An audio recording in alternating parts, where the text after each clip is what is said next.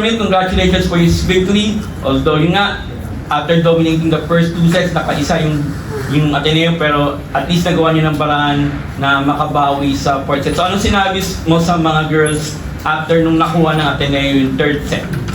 Actually, rinirbahin ko lang sila na kailangan sa ganong klase ng situation, nangingibabaw yung tibay ng dibdib. Kasi nung 3rd set,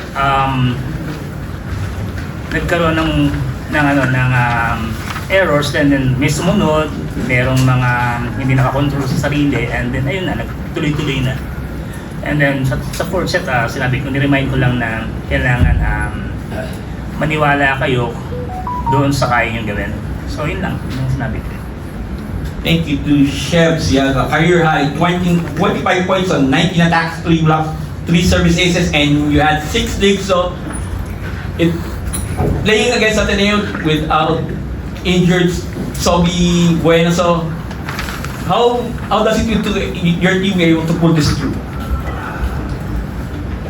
I mean, whether or not the other team has injured players, we still have to play with respect and pride because they are Ateneo at the end of the day.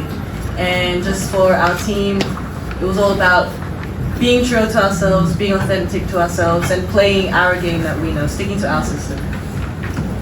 Thank you to Angel. You had 8 to 14 attacks for 13 attacks, 4 blocks, 8 digs, and 4 receptions. So, ito, gaano ka-crucial tong panalo to? Siyempre, especially yun, nakakangat-angat na kayo sa standings at malapit na tayo sa kalagitnaan ng eliminations. Angel.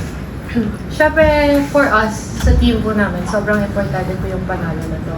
And then, pinag-uusapan nga po namin yung pride habang naglalaro. Siyempre, tinatawag nga po kaming rivalry for a reason. So, gusto pa rin po namin patunayan na kahit marami kaming bago, kahit mga bata po kami, meron pa rin kaming pride na pwedeng ipakita as a team. So, sobrang importante itong game po namin para makakuha din ng kumpiyansa at the same time.